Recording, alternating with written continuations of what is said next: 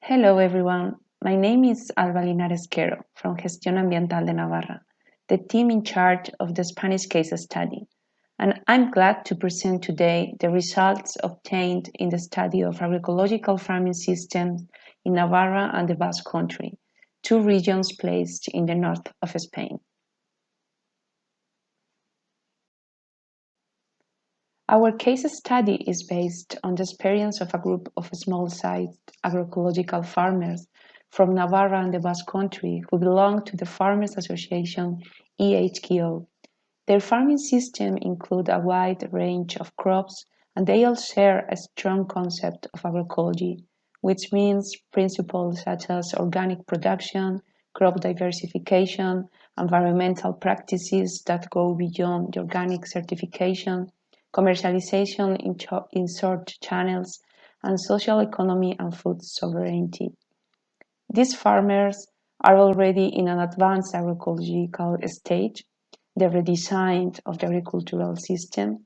They are farmers with a lot of experience of implementing environmentally friendly agricultural practices, but these farmers have faced, and still they do, social and economic sustainability problems. Their success on their transition or how they have reached this high level of agroecology is thanks to their personal effort, their experimentation for many years, their motivation, compromise, and ideology. So the continuity of the agroecological farming system in Navarra and Basque Country is threatened in long term if those social and economic problems are not solved and the success of the transition continues depending on individual efforts or values. Therefore, the dilemma we try to address in our case study is how to reduce the socio-economic fragility of agroecological farming system in Navarra and the Basque Country without worsening the environmental sustainability. Our case study looks for solutions to strengthen the social and economic dimensions, ensuring long-term sustainability and upscaling of an already functional agroecological system.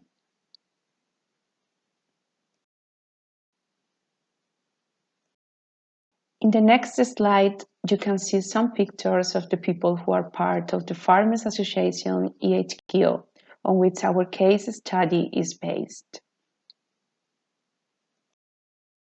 Regarding the key actors that have been involved in our local and regional multi-actor platform, we had the participation of several stakeholders, such as farmers, regional governments, associations and environmental NGOs, universities, and agri-food value chains. In total, 24 people participate with a certain degree of continuity in the different research activities. One of the objectives of Uniseco was to analyze the sustainability of the farms in a set of environmental, economic, and social indicators with the application of three decision support tools: Smart, Compass, and Cool-Farm tool. In our case study, we used these tools to compare the sustainability performance of 10 farms, 3 of them agroecological, 3 in transition, and 4 conventional. In addition, we completed the farm assessment with desk research and interviews and workshops with the stakeholders. The results confirm that small-sized agroecological farmers of EHKO have a good performance in terms of environmental sustainability. And here you can see a list of those agroecological practices that they are already implementing on their farms. For example, organic farming practices, local crops, breeds, and seeds, inclusion of legumes and fixing crops, intercropping with wider complex rotation, integrated biodiversity with beekeeping and livestock, and linear features. However, in terms of social and economic sustainability, we identified that agroecological farmers and farmers in transition are facing social and economic trade-offs as a consequence of implementing agroecological practice. The main reason comes from the fact that the agroecological market is not well developed comparing to conventional one. Thus, farmers in transition and agroecological farmers face processing and marketing problems. For example, lack of specialization that reduce their competitiveness, low stability they can provide individually to a prospective client, problems to carry out post-harvest activities individually, lack of machinery and infrastructure, and also agroecological farmers and farmers in transition perceive that they don't receive sufficient social recognition and institutional support for the efforts they make and the public good they produce. Due to this fragility, the proportion of transitional farmers that successfully complete the conversion and the number of conventional farmers who consider implementing changes toward agroecological transition is rather low.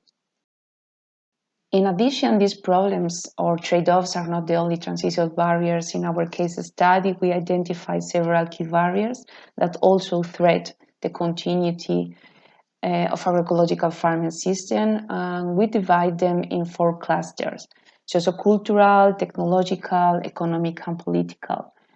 I'm not going to explain now all these barriers in depth, just to point out some of them. For example, in sociocultural barriers, the generational replacement problem is a big problem. In the technological barriers, we could highlight the knowledge transfer problems and the insufficient public support for innovation and advisory service. Regarding economic barriers, is what I already say about undeveloped agroecological market and the weakness of eco-cooperatives, and related to policy or political barriers, we found an excessive bureaucracy and lack of regulatory flexibility, and also a potential conflict of jurisdiction between land regulations. To overcome those barriers, we identify several transition strategies and we test them in a simulation exercise with the sustainability tools already mentioned. The results indicate that 3 transition strategies will have a positive impact on the social and economic sustainability of the farms without worsening their good environmental performance.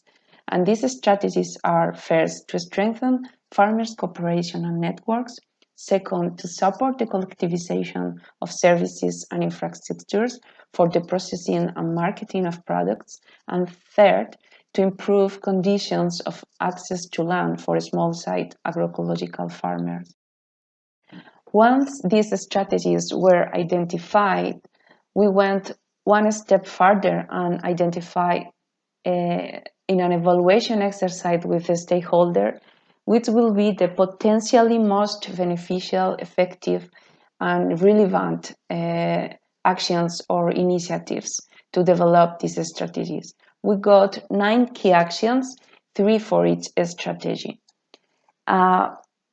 Key actions within strategy 1 was creation of substitution service that replaced farmers in the field while they accomplish tasks of participation in groups or collective actions. Second, facilitation of peer-to-peer mentoring for farmers, especially in their first years.